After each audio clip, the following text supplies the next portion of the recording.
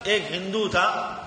بزرگوں نے لکھا ہے، ایک ہندو پادری تھا، کوئی مشکلات میں آ گیا، مصیبت میں آ گیا،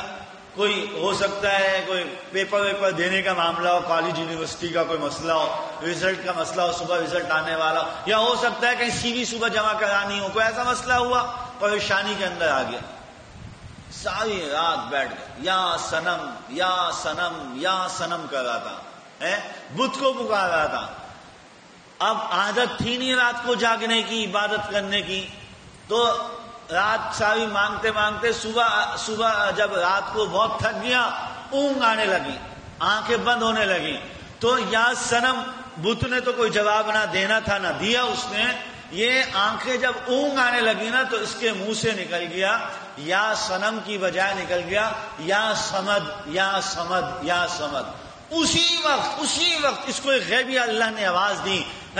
لبیک یا عبدی، بول میرے بندے کیا بات ہے مجھ سے، تو نے اب پالنے والے کو پکارا ہے، ابھی تک تو بتوں کو پکارا تھا، یہ بت کوئی جواب نہیں دیتے، اب تو نے پالنے والے کو پکارا، بتا کیا چاہیے تجھے۔ اس کو اللہ نے کہا ہے رب المشرق والمغرب لا الہ الا ہوا فاتخذہ وکیلا۔ حضرت غالباً مولانا قاسم نانوتوی رحمۃ اللہ علیہ نے لکھا ہے، یا حاجی امداد اللہ مہاجر مکی نے لکھا ہے، ایک شخص ہندو بنیا حضرت کے برابر میں رہتا تھا، مر گیا، بنیا تھا مر گیا، حضرت نے دیکھا خواب میں اس بنیے کو، ہندو کو دیکھا جنت میں گھوم رہا ہے۔ حضرت نے اس سے پوچھا کہ بھائی تم یہاں کیسے؟ کہنے لگا کہ میں روزانہ صبح جو ہے نا وہ آپ کے گھر سے جو ایک کچھ پڑھنے کے، آپ لوگ جو اپنا اللہ کا کلام پڑھتے ہو، اس کی آواز آ رہی تھی،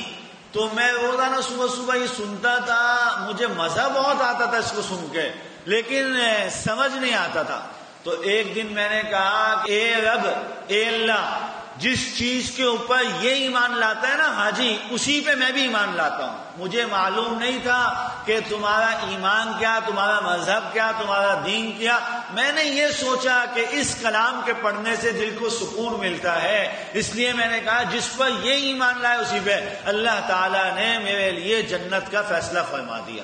جنت کا فیصلہ۔ ایسے ایک دو نہیں میرے محترم، ہم اپنی تاریخ کو اٹھائیں، اپنی روایات کو اٹھائیں، اپنے بزرگوں کے قصوں کو اٹھائیں، اولیاء اللہ کے قصے ایک باپ بھرے پڑے، لیکن آج کا مسلمان کیا میں